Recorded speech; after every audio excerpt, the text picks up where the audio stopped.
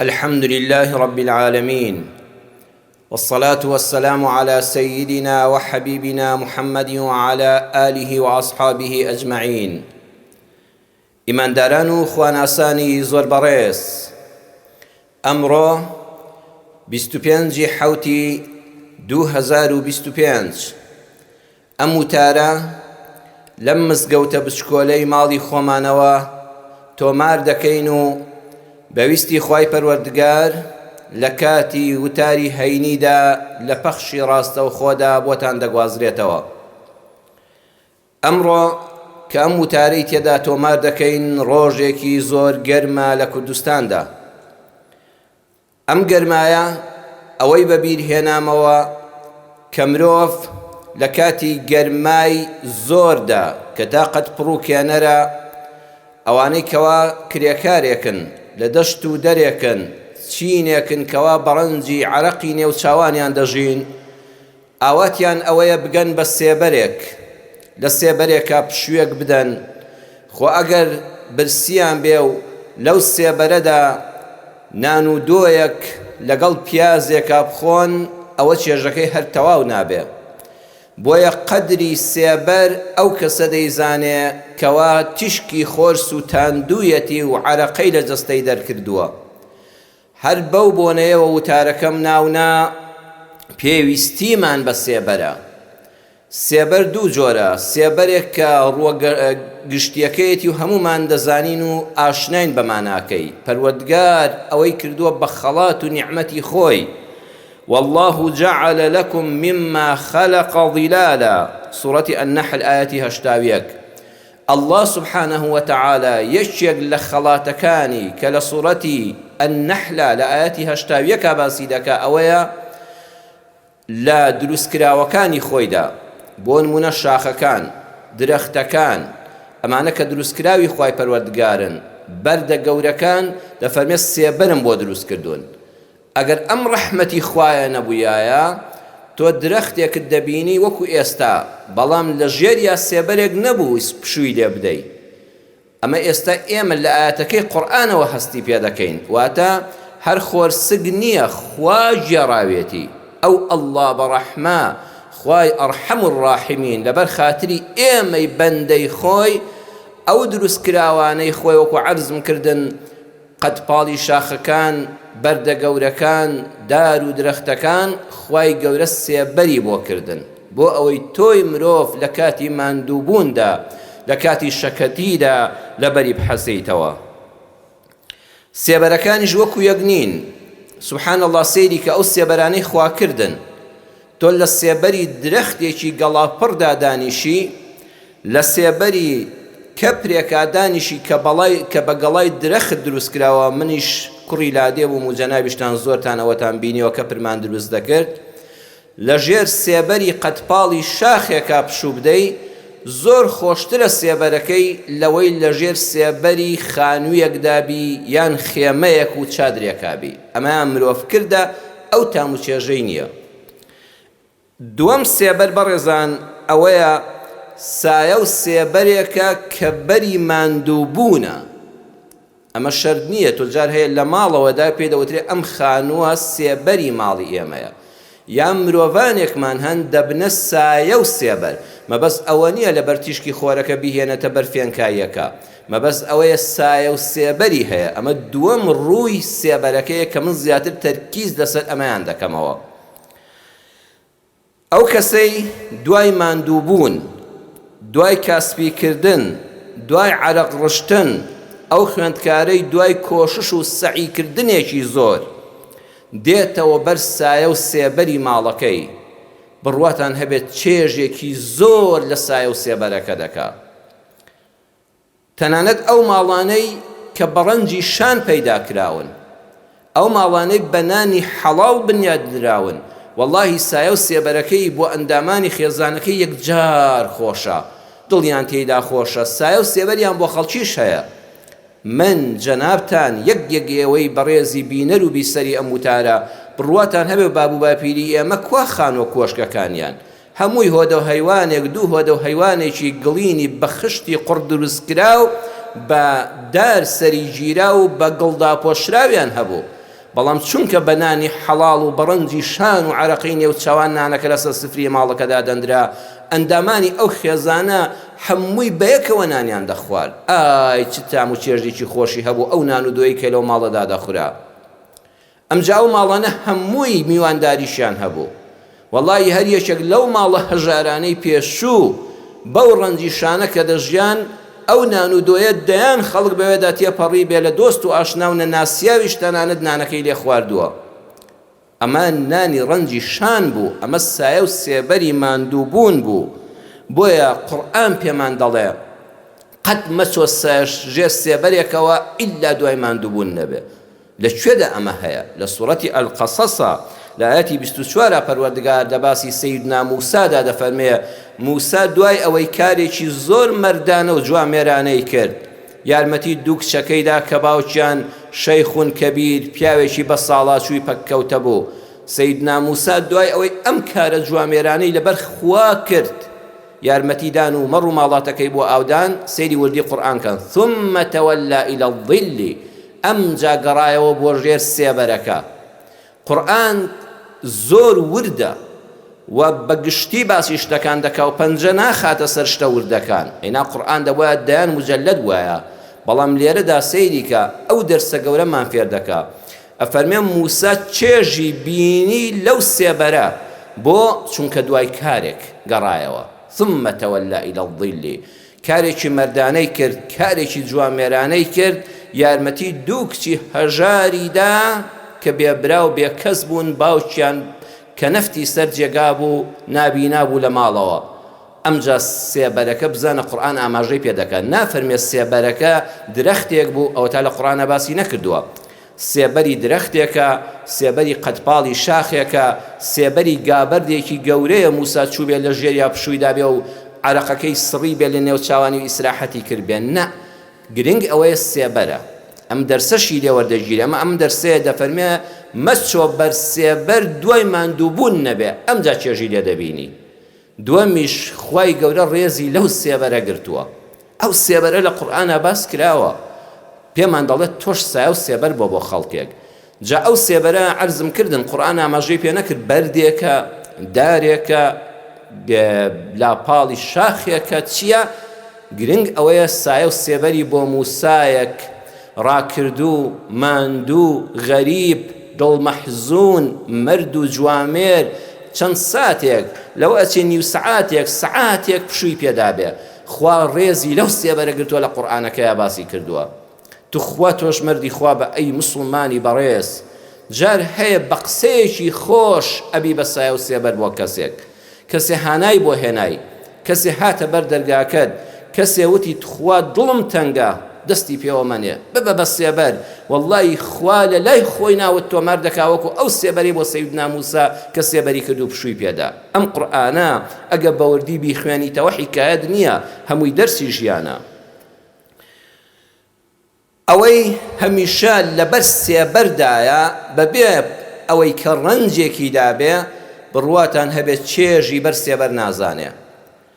کوردەواری چەند جوانیان وتووە هەزار ڕەحمەت لە باب و باپیرانی منیش و ئێوەش بێکە وتویانە حازر خۆری بەر سێبەر مەبە. ئەڵڵا چ وشەیەکی جوانە، حازر خۆری بەر سێبەر مەبە، یعنی بەبێ ئەوەی ڕەنجت دابێ، بەبێ ئەوەی ماندوو بووبی، بەبێ ئەوەی عەرەقەت ڕشت بێ، بەبێ ئەوەی سەعی و کۆششت کرد بێ، دەستت با بەنانێک نەگا. بەخوا ئەو کەسانەی کەوا بەبێ ئەوەی ڕەنجێکیان لەم وڵاتەدا دابێ بەس بە پارەی جاسووسی لەسەر مسڵمانان و دەر و دراوسێ و ئەم و ئەو، بە پارەی بندیوارێکی حرام کە بەرپرسێکی خزمی بۆی کردووە، بە پارەی خیانەت لەم نیشتیمانە کە دایکمان ئەم کوردستانە بەخوا هەیە ئێستاش نانی باب و باپیری خیانەتەکە دەخوا، ئەوەندەی ئەم کوردستانە بە دوژمنان فرۆشتەوە خیانەتی کردووە. ئەو کەسانەی کەوا بە شەهادەی تەزویر، ئەو کەسانەی بەبێ ئەوەی کۆششیان کرد بێ شەهادەی تەزویریان بۆ کراوە، خەڵک هەبووە چۆ ئیمتیحانی بۆ کردوون بۆ خۆی هیچ مستەوایەکی نییە، ئەو نمرەیەهی خۆی نییە. حکوومەت لەبەرەوەی حیزبیە و لە حیزبەکەی خۆیدایەتی پلەی پێبەخشیوە و دای مەزراندووە و لە فەرمانگەیەکی میریدا دایناوە.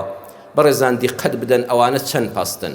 دائمە تووڕەن شەڕ لەگەڵ سێبەری خۆیاندا دەکەن ئەسنە سەر شەقامیش لەو ئۆتۆمبیلە بەرزەدایە هیچ عەیبی نییە کەچی تووڕەیە ڕقی لە خۆی و لە خەڵکیە ئەوە حازرخۆری بەر سێبەرە ئیسلامی ئێمە دەڵێ حازرخۆری بەر سێبەر مەبە وەڵڵی هەر ئەوانن ئەم حکومەتی هەرێمەیان ناشرین کرد بەڵام ئەو کەسانەی کەوا بەڕەنجی شان پێگەیشتون کوڕی باوکی خۆیان و بە شیری حەڵاڵ گۆشکراون لە دایکێکی مسلمانی دەست بەدەست نوێش والله شەو نخونیان کرد حتا وەکو پەیمانگایە کۆلێژێک باڵاتریان بەدەستێنا بڕواتان هەبێ دەچێت ئەو فەرمانگانەی حکوومەتی هەرێم ئەم حکوومەتە بەس بە ئەوەندەشەوە ماوە سیرەکەی بەڕێوەبەری فەرمانگەیەکی گەورەیە بەڕێوەبەری هۆبەیەکە فەرمانبەرێکی ئاساییە لەسەر مێزەکەی چەند ماندووە بە خەڵکەوە توخوا کە دەچی بۆ لای چەند زمانی شیرینە چەند ڕووی خۆشە چەند ڕێنماییت دەکا والله کارەکەشت بۆ نەکە بە جوانی تێت دەگەیەنێ کە ئەم کاری تۆ لە ڕووی یاساییەوە ناکرێ کە هاتیەوە ماڵەوە سەد دوعای خێر بۆ حکومەتی هەرێمی کوردستان دەکەی بەڵام هەموو ئەوانەی کە بە بندیوار تەعینن هەموو ئەوانەی کە حیزب و خزم دایناون هەموو ئەوانەی کە بەواستە دانراون هەموو ئەوانەی لەبەر جاسووسی کراون بە بەرپرس وڕە خەڵک هەیە چوە بۆ حەج لەوێ جاسووسی بەسەر مسلمانانەوە کردووە پەنا بە ئەڵڵا لە مەککە و لە مەدینە لەوێ جاسووسی حکومەت بووە بزانە داخۆ دوو مسلمان بە یەکەوە دەڵێن چی خەڵکە بۆ راپۆرتی داوە توێتی وڵات گوێم لە مسلمانێک بوو لە پەنا کەعبەی توێتی یا ڕەبی خوا زاڵمان لە ناوبەری لەوانەیە مەبەستی حکومەتی هەرێمی کوردستان و کاربەدەستانی بێت لەوێ جا ئەمانە یەکسە پلیان بەرز دەکرێتەوە ئەوانە سیرەکەی دەچیە فەرمانگەکەی دایمە تووڕا خۆ بە زلزان پۆز لێدەر والله حکومەت ئەوانە ناشرینیان کرد ئێمە لەسەر مەقسە دەکەین بۆیە ناشرین دەبین لای حکومەت بەداخەوە بەڵێ ئەو کەسانەی کەوا حازرخۆری بەرسێبەرن واللهی ئیسراحەت لە دڵی خۆیان ناکەن با پارەی زۆریان هەبێ با کۆشک و تەلار و ڤێلایان هەبێ دەوڵەمەندمان هەیە سایە و سێبەری ئەو سەروەت و سامانەی بۆ خۆشی نییە خۆی خێری پێدەشێ بە پێچەوانەوە دەوڵەمەندیشمان هەیە الحەمدولله خۆی حەساوەتەوە لە ژێر سایە و سێبەری ماڵە حەڵاڵەکەیدا دەیان کەسی وەکو جەنابیشتان کوڕی من و تۆش لە ژێر سایە و سێبەری ماڵە حەڵاڵەکەیدا حەواوەتەوە الحەمدولله با ئەوەی شەریکەیەکی کردوێتەوە کاکە سایە و سێبەری دەوڵەمەند با پارەکانی بۆ کەسی منداڵی بێباوکی هەژار خاوەن پێداویستێک کە کاری پێ ناکرێت دایان موچەی ئاوای بڕیوەتەوە بەڵام گەنجانێک کە کاریان پێدەکرێت کەسانێک کە بەتوانان فێری سواڵیان ناکە سایە و سێبەری دەوڵەمەندی ڕاستەقینە ئەوەیە دەڵێ ئەگەر ئیشت پێ نەکرا یارمەتیت دەدەم ئەگەر دەستی کارت هەبوو کارگە دەکەمەوە کۆمپانیا دەکەمەوە شەریکە دەکەمەوە وەرە کار بکە بەخوا کۆمپانیای وا هەیە بڕواتان هەبێت 100 گەنج لە لای نان دەخوا خۆشیان بەسەرا فەرز ناکە قەدر و حرمەتیشیان لێ دەگرێت دەستخۆشی کارەکەشیان لێ دەکا و لە جەژنەکان و مناسەبەتەکاندا من بیستومە پاداشتی تریشیان دەداتێ بێجگە لە موچای مانگانەکەی خۆیان لە کاتی خۆیدا ئەمە سایە و سێبەرە ئەوانە سایە و سێبەریان هەیە خۆش دەیان پارێزێ چەند سەرۆکی وڵاتان بووێنە سایە و سێبەر بۆ گەل و میلەتەکانیان بەخوا وڵاتی وا هەیە لە ژێر سایە و سێبەری پاشا عادلەکەیدا سەرۆکە دادپەروەرەکەیدا خەڵکەکەی حەسایەوە هەر دوێنێ حشتریدا لە وەڕاند ئەمڕۆ یەکێکە لە وڵاتە پێشکەوتەکان چونکە ئەو سەرۆکە بە دادپەروەریەکەی سایە و سێبەری دانیشتوانەکەی داگیر کرد خەشە سەرۆک و سەرکردەشمان هەیە فیرعەونیە بەخوا ئامادەیە منداڵی ساوا پوژێ وەکو فیرعەون بەس بۆ ئەوەی کورسی دەسەڵاتەکەی بەجێنەیەڵێ ئەم دوانە زۆریان فەرقە بۆ ئینسانی ژیر و تێگەیشت و کە تێی بگا چەند وتار خوێنمان هەیە وتار خوێنی مزگەوت کە ڕۆژانی جومعە دەچی بۆ لای دێیتە دەرەوە ماندووبوونی یەک هەفتە لە جەستەت دەردەچێ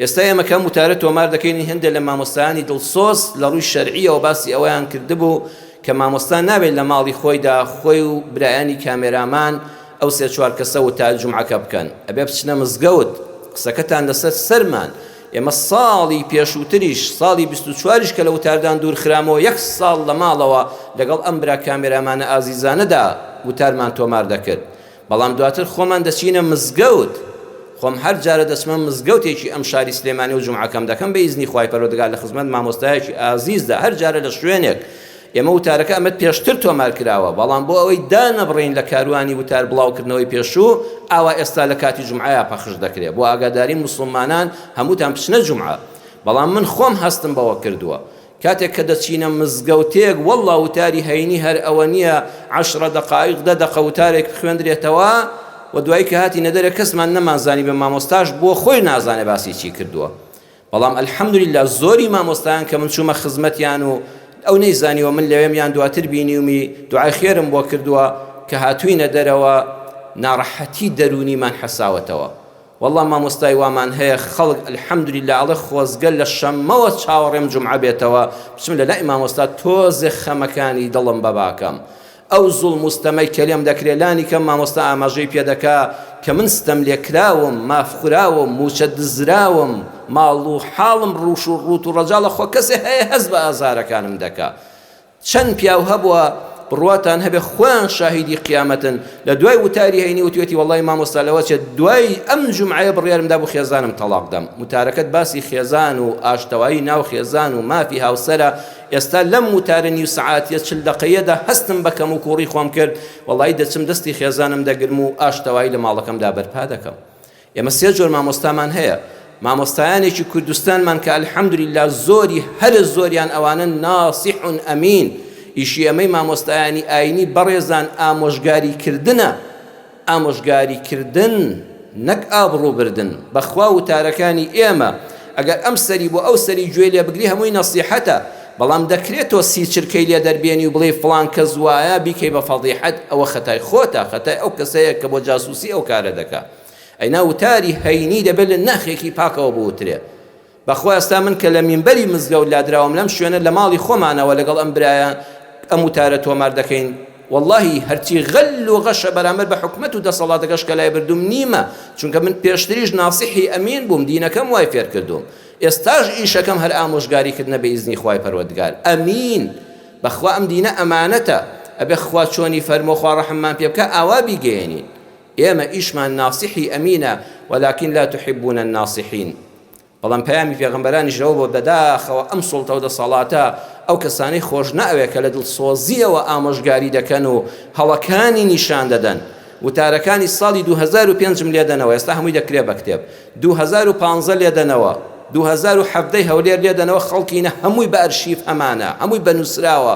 وەڵڵی هەمان پەیامی مزگەوتی ئەحمەدی حاجی عەلی بوو کە لەسەری دەرکراین. بڕواتان هەبێ هەمووی یەک پەیامە، ئەی حکومەتی هەرێم تۆ لە لێوارێکی خەتەردای، والله بۆنی ئاش بەتاڵ دەم وڵاتەدایەوە دێ وەکو 75. بەخوا خەممانە، والله ئاماژەمان پێ دەکرد لە هەولێریش و لێرەش ئەم ئەزمونەمان لەدەست چێ 100 دانە ساڵی تر کورد نابێتەوە هەرێمێک و حکومەتێکی سەر بەخۆی نیمچە سەر بەخۆی نابێت. ئاگاتان لە خۆتان بێ، خۆ داوای چیمان لە ئێوە کرد بوو؟ چیمان لە ئێوە دەوێت؟ گردنتان ئازا نەبێ لەسەر شاشەی تەلەڤیزۆن بڵێن لەوەتی ئەم مامۆسافاتی حەل لە هەولێر لە سلێمانی یەک شتێکی لە ئێمە داوا کرد بێ، عرزمان کرد بێ بۆی و ڕووی هات بێ هەر تەماشاشیکە بەگژماندا نەهات بێتەوە. بەڵام بەخوا باسی مافی خەڵکە، باسی ئەو هەرێمەیە بە خوێنی شەهیدان و ئەنفال و مەزلومانی ئەم وڵاتە پێکاتەوە، بە چاوی فرمێسکی دایکانێک کە کوڕەکانیان لە زیندانەکانی ئەبوو غرێبدا لە مووسڵ دەستێدارەدران. با بە ئێمە خەمی ئەومان بوو. مامۆستایانی کوردستانی ئێمە ئەلحەمدولیلا هەموویان ناسیحی ئەمینن، هەر کەسە بە دەوری خۆی. دووەم مەلا کە دەچێ مزگەوت و لە خوتبەی جومعە دێ دەرەوە، والله هەز بە دڵتەنجی دەکەی، بڕواتان بێ حەز دەکەی تۆ ماندوو بووی بە وتار و خوتبەی مامۆستا جگە لە نوێژەکە کە سوژ دەبردن بۆ خوا لە هەر شوێنەکە بێ ئارامی. ئەوە ناڵێم، والله بە خوتبەکەی مامۆستا ماندوو بووی. ئەوانەش دوو جۆر مەلان کە کەمن. یەکەمیان مەلای قوڕمیشکراو، وتارێکی لە ئەوقافەوە بۆ هاتۆ. من زۆر جار ئەو ساڵی ڕابردووش کە هەرجار دەچوومە شوێنێک والله دڵم تەنگ دەبوو، والله چاوم پڕ لە فرمێسک دەبوو. مامۆستا موبایلەکەی جیفانی دەردێنا، یەقینم هەبوو ئەوە وتارەکەی ئەوقافەکە بۆی هاتووە، هەر خۆشی بۆ ئامادە نەکرد بوو. مامۆستا هەیە وتارەکەی ئەوقافیش دەخوێنێتەوە، ئەم لاولایەکی پێ دەکاو بۆ خۆی دێڕازێنێتەوە و دڵسۆزیەکەی خۆی پێوە دیارە. بۆ ئەوەش کە فەقیرە لە خانووەکەی مزگەوت تێدەری نەکەن و موچە و مەعاشەکەی نەبڕن، دەڵێ مامۆستا چی بکەم؟ بەخوا ئەبێ لەگەڵ یا بڕۆی. والله مامۆستا تۆش ڕاز دەکەی، تۆ ڕەن بێ وەکو منت بۆ نەڕوە، بەخوا تۆش ڕاز دەکەی، بەڵام والله دڵسۆزی پێوە دیار بووە. هەر ئەو وتارەی ئەوقافی وا ڕازاندوێتەوە چێژت لێ بینیوە. بەڵام هەیە قوڕمیش کراوە، موبایلەکەی دەرێناوە، من خۆم هەستم پێ کردووە چیان بۆ نووسیوە، بڕواتەن هەبێت ڕێک ئەوەی دەخوێنێتەوە. ئای ئەو خەڵکە بەو دەدەقەی چەند بێتاقەتە. سێیەم مەلا وتەبێژی حکومەتە، هەندە مەلا هەن وتەبێژی حکومەتن. واتە چاوی لێ جەنابی سەرۆک و سەرکردە چ بڵێ ئەم لە وتاری جومعە بەس ئەوەی دەڵێتەوە و زاخاوی دەدا و جوانتری دەکا لەبەر چاوی خەڵک. ئەمانە پێیان دەوترێ وتەبێژی حکومەت. وەڵڵاهی ناشرینە، وەڵڵاهی پێم عیبە ئێستا لە مزگەوتمان هەندێک قسەی ترم دەکرد، بەس لە ماڵی خۆمان وەڕم بێ ئازایەتی نەبێ. وەڵڵاهی بڵێم چی کە مەلا وتەبێژی حکومەت بێ، نەک لە شوێنی پێغەمبەر صلی الله علیه وسلم ناصحی ئەمین بێ. بۆیە ئەو مامۆستا ئاینیانەی کە ناصحی ئەمیرن، وەڵڵاهی کە دەچێ وتارەکەی جومعە دەیتەوە حەز بە ئارامی دەرونی دەکەیت. ئەوە سایە و سێبەرە. ئێمە مامۆستایانمان دەبێ ئاوا بن بە ئیزنی خۆی پەروەردگار.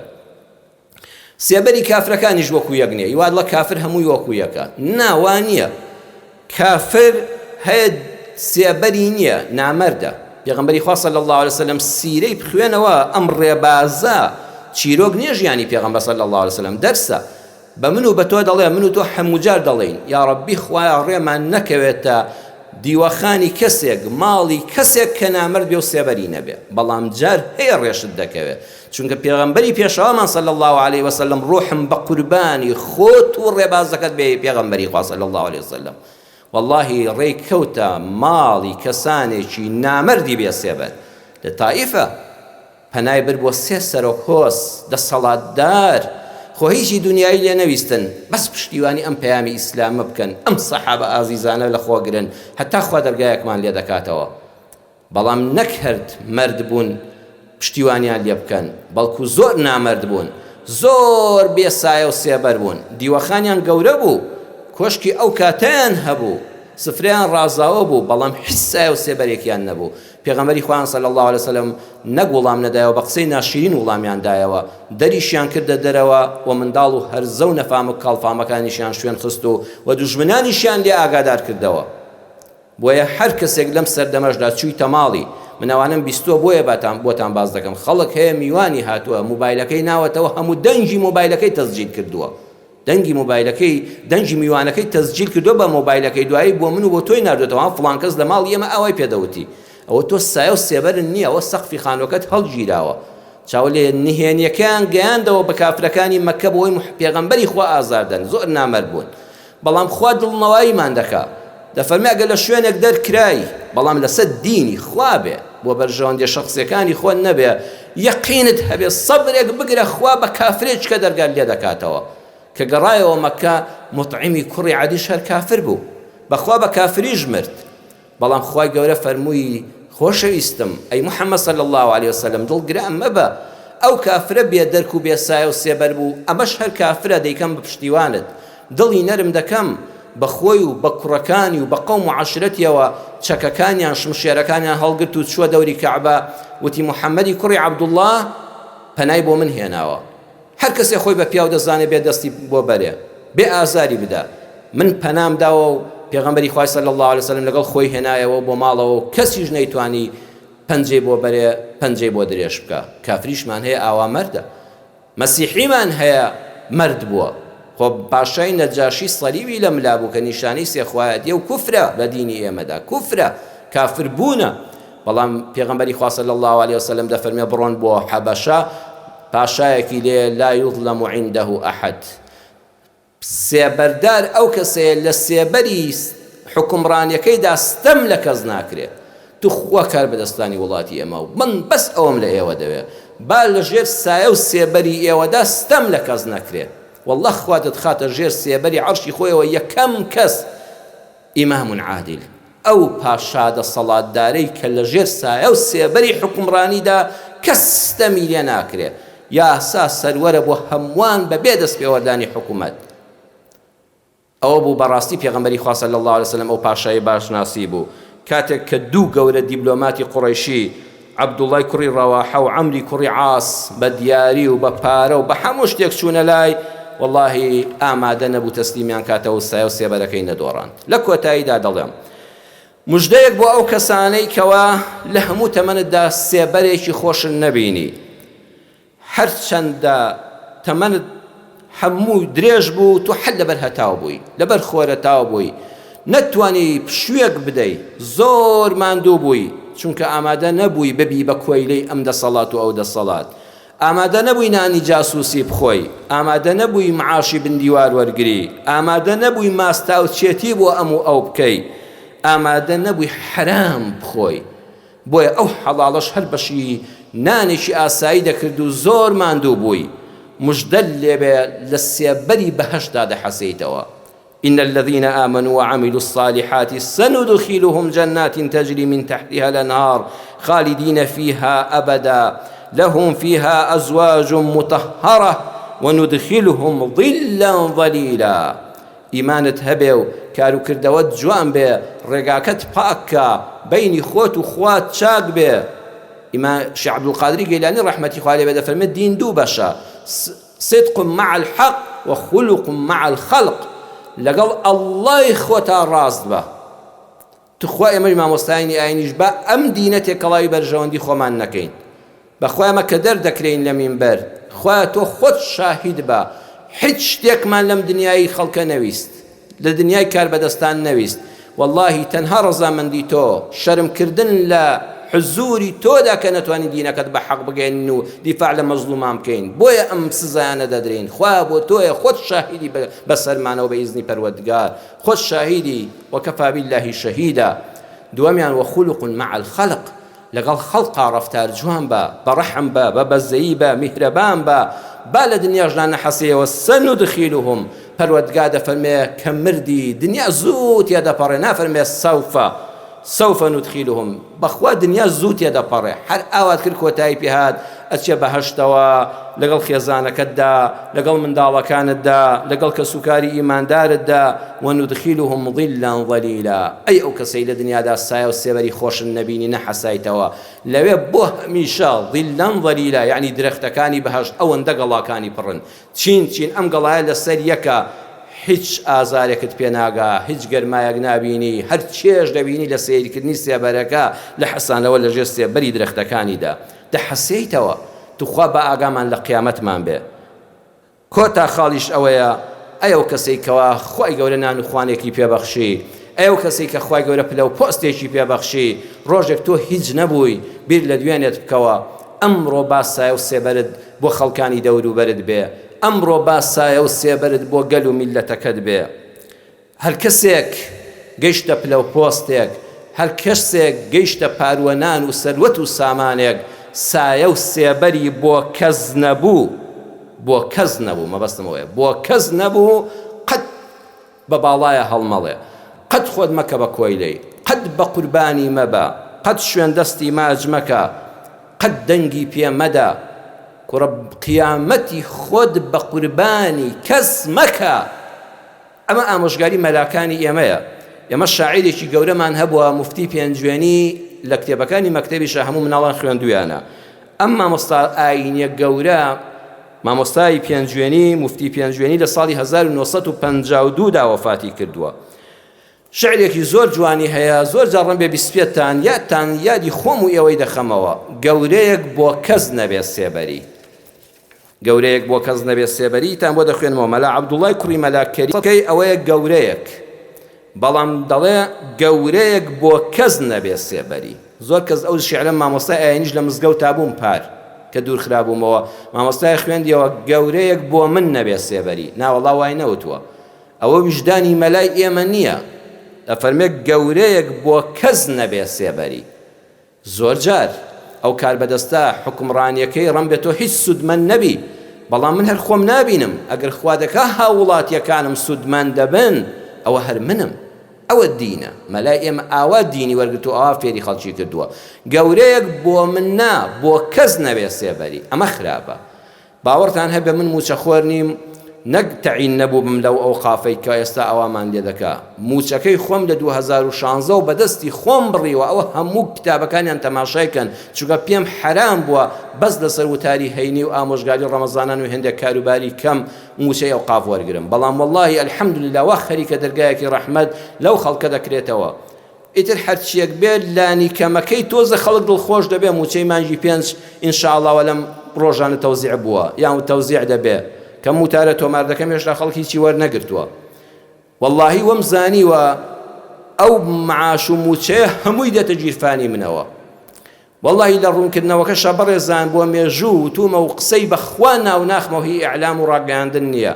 والله خۆزگە ژیانی ئەو خەڵکە فەقیر و هەژارەی کە چاوم بە فرمێسکە بۆیان کاکە ژیانی ئەوان خۆشکەن دە جاری تر من لەسەر مینبەر لادەن. خۆزە و فەقیر و هەژارە موچەی لە کاتی خۆی وەردەگرێ، مستحقاتی لە کاتی خۆی وەردەگرێ، بەشی بەم وڵاتەوەیە، بەشی ئەو بدە و نانی من ببڕە. کاکە بەشی ئەو بدە کوڕی فەقیر دامەزرێنەوە من لەسەر مینبەر لادا. من حد دەستخۆشی لێ دەکەم کار بەدەستی وەقت، چونکە گەورەیەک بۆ کەس نەبێت سێبەری خراپە. لادانی من لە مینبەری مزگەوت دوو جار لە دوو مزگەوتی هەرە گەورەی کوردستان هێنانە ماڵەوەمان ئاوا لەگەڵ کامێرامانی خۆماندا ئەم برا بە ڕێزە خۆبەخشانە کە لەگەڵمان فی سەبیل الله بەبێ موچە و معاشی کەس بەس لەبەر خوا ئەو کەناڵانەش کە ئێوەش بەخوا هیچ پەیوەندیم بە کەسێکەوە نییە، نە کەس دەبینم و نە کەس بینیومی کە بەس لەبەر خاتری خوام کەلامە دەگەێنن. دە جاری تریش لابردنم بە قوربانی حەسرەتی دڵی ئەو کچۆڵە چاوگەشە بێ کە لەم سەروەتی دنیای کوردستانەدا بەس جووتێ گوارەی هەبوو. خۆ هەمووتان بینیتیان گوارەکانی دایکی لە گوێدا کەند و بۆ پێداویستی نان و ئاوی ڕۆژانەیان فرۆشتی. کوڕە برا ئەوە حەسرەتە. هاشتاگ بۆ ئەوە بکەن کە ئەم وڵاتە دەبێت لەمە ڕزگاری بێت، نەک مامۆستا فاتح بچێتەوە سەر مینبەریان نا. دە مەلای تریشمان لا بدرێ بە ئەندازەی ئەوە حەسرەت دروست ناکە کە کچۆڵەیە گوارەکانی لە گوێدا بکەندرێ. بەخوا دە جاری تریش لە مینبەر دام بدەن و بمبنێرنەوە بۆ ماڵەوە حەسرەتی قەت بەقەدەر ئەوە نییە پێشمەرگەیەک هانان بۆ بێنێ سێ دانە مارکێت گەڕابێ بڵێ ئەوە هەوێی پێشمەرگایەت یەکەم وەڵڵی خێرم ناوێ بەست و خوا قوتوێ شیرم دەنێت خێزانم نەخۆشە مناڵەکە بە قەنداغ ناوسکی هاتە خوارەوە تو خوا قوتوێ شیر ئەوە هەوێی پێشمەرگایەت یەکەم دای دەنێم حتا موچەکەم وەردەگرم وەڵڵی سواڵم لە کەس نەکردووە. برا ئەمە کارەساتە. ئەگە خوا دەکا حکومەت خزمەتی فەقیر و هەژار دەکا و سیاسەتێکی حەکیمانەی دەبێ و موچە و قوتی ئەو خەڵکە بلانی هەرە کەمەکەیەتی ئەوە ئێمە دەبێت زیاتریش داواکەین بابە لانی کەمەکەی موچێ بدەیە دە جاری تریش گەردنە ئازابێ من لەسەر مینبەر دەرکە. خۆ ئێمە شەڕی خۆمان نەکرد، ئێمە شەڕی ئەو خەڵکە داماوە دەکەین. خوا ئەوان بە مافەکانی خۆی شادکە ئێمە پاداشمان لای ئەڵڵایە پشتیوانی کەسیشم ناوێ بەس خوا وأفوض ئەمری إلى الله حسبي الله ونعم الوكيل. بەڵام ئەمە شعری مەلای ئێمەیە، ئەمە مەلای کوردی ڕاستەقینەیە کە لەم وڵات و لە وڵاتەوە قڕمیش نەکراوە، قڕمیش کراوی ئەوقاف نییە وتەبێژ نییە، مەلای ڕاستەقینەی حجرەی مزگەوتە. ئێمە لەبەر دەستی مەلای عەمامە پاکە ئیجازەی مەلایەتیمان وەرگرتووە. بۆیە ئەگەر ئەوقاف جارش کە دە مزگەوتیشمان پێ بسپێرێ قەت بە تەمامە بە وتەبێژت بم، چونکە ئێمە خەریجی مەعهەد و پەیمانگای ئەوقاف و کولیەی شەریعە نین، ئێمە تەلەبەی کولیە نین، ئێمە تەلەبەی حجرە بووین. چەند ساڵ بە نانەڕەق بەسکی برسی لەبەر دەستی مامۆستایەکە کە یەک بەیەکی ئەو مەلانە تا شێخ خالیدی موفتی هەڵەبجە کە ئیجازەم لە خزمەتی وەرگرتووە ڕۆژێک لە ڕۆژان پیاوی هیچ دەسەڵاتێک نەبوون، ڕۆژێک لە ڕۆژان دەستیان ئاوا لێ نەکرد دەوڵەمەندێک پارەیان بخاتە بەردەستەوە. هەر بۆ معلوماتتان دەڵێم ئێمە لە مەدرسەیەکە ئیجازەی مەلایەتیمان وەرگرتووە مامۆستای گەورەم عەلامە بوو، عەلامەی ئەم کوردستانە بوو، دەرسەکانی فەقیهەتی لەبەر دەکوتەوە. بەڵام وەڵڵاهی تا وەفاتی کرد لە دوو هۆدە خانوودا بوو کە من پێی رازینیم کە قەت تۆ پێی رازینی لەسەر تەوالێتی مزگەوتێک لەبەر سووری گەرما ئەگەر بەس ئاماژەیەکی بەکار بەدەستی وەخت بکردایە لە زمانی بەعس و لە زمانی حکومەتی کوردیدا وەڵڵاهی کۆشک و ڤێلایان لە باشترین سیتی دەدایە، باشترین زەوی تیجاریان دەدایە. بەس وەڵڵاهی مامۆستای موفتی حتا وەفاتی کرد کە ئەو مێزەری بۆ ئێمە پێچایەوە دەستەکانی ماچ دەکەم و هەر کەلیمەیەک بڵێم لە گۆڕی مبارەکی دابێ حتا ئەویش دەگاتە شێخ عەبدوڵڵای خەرپانی کە باپیرە گەورەیەتی و عەلامەی کووردە وەڵڵاهی ئامادە نەبووە ڕۆژێک یەک ڕۆژ سەردانی بارەگایەکی حیزبی بکە، بارەگای حکومەتێک بکە، مەرحەبایی مەسئولێک بکە، سەفەرێ و سیاحەتێک بکە بەس لەبەردەستی فەقیهەتی. تۆ بڵێ ئێمە نمەک حەرام بین مامۆستای موفتی ئەو مامۆستانی کە ڕۆژێ لەبەر خوا دەرستان پێوتوین یەقینتان هەبێ ناهێڵم مێزەرەکانتان لە کەدار بێ بەهۆی بەندەوە. ئەو مێزەرە سپێی ئێوە وەک خۆی دەپارێزم تا دەمخەنە قەبرەوە بە ئیزنی خوای گەورە. چیمان لێ دەکەن منەتتان بە هیچ کەسێک نەبێ، چونکە مامۆستاکەی من لە دوو هۆدەدا ژیا لەسەر تەوالێتی مزگەوتەکە بەس لەبەرەوەی ئیمانەکەی سەلامەت بێ. ئەینا عەرزم کردن دەیان کار بەدەستم دیوە خوای بوو مامۆستا بەس مەرحەبایەکی بکە، بەڵام ئەو لە ماڵی خۆشی وەڵڵاهی دڵگران دەبوو کە هێشە سەردانی دەکرد، دەیگوت ئەمانە پیاوی خوانین، ئەم مەرحەباییە بۆ خوانیە، توخوا با نایانبینم، با خەریکی دەرس و دەوری فەقیهەتی بم.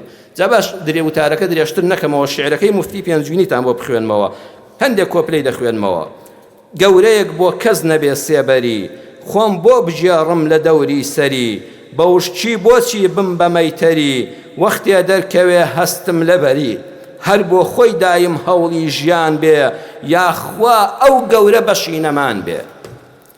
گەورەیەک چاوی لە فەقیر نەبێ، گەورەیەک چاوی لە فەقیر نەبێ، دەربەست ژیانی جوان و پیر نەبێ، کەس لە پولێکی دەستی گیر نەبێ، جەرگی بۆ میلەت وێنەی قیر نەبێ، مێمەڵ بە ماڵ و دوژمن بەجان بێ، یاخوا ئەو گەورە بەشی نەمان بێ.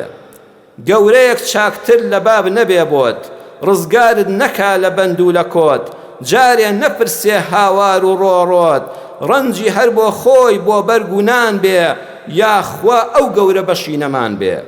گەورەیەک وەک خۆی نەڕوانێتە من، گەورەیەک وەک خۆی نەڕوانێتە من، خۆی پڵاوخۆر بێ و من نانی هەرزن، سەرباقی ئەوەش تاڵان و کوشتن، ڕیشەی سەربەستیم دەربێنێ لە بن، هەر خۆی قەڵە و کاوشان و ملپان بێ، یاخوا ئەو گەورە بەشی نەمان بێ.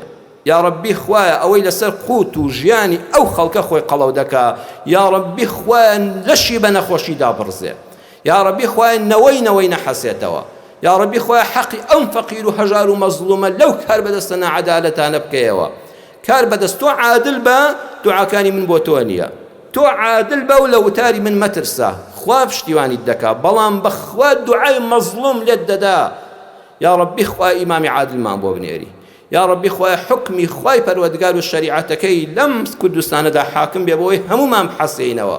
یا الله یا الله یا الله شیفای نەخۆشەکانمان بۆ بنێری، یا ڕەبی خوای شیفای نەخۆشەکانمان بۆ بنێری، خوا دڵ بە خەمەکانمان دڵخۆشکەی، خوا دەرگایەکی خێر لەم فەقیر و هەژارە بکەیتەوە، خوا بازار و کار و کەسابەتی حەڵاڵ خۆران، دوکاندارە حەڵاڵ خۆرەکان ئەوانەی چاویان لە پارویەک نانی حەڵاڵە، خوا دەرگای ڕزق و ڕۆزی لە تەواوی میلەت بکەیەوە، دەرگای کار و کەسابەت لەم میلەتی کوردی موسڵمانە بکەیەوە.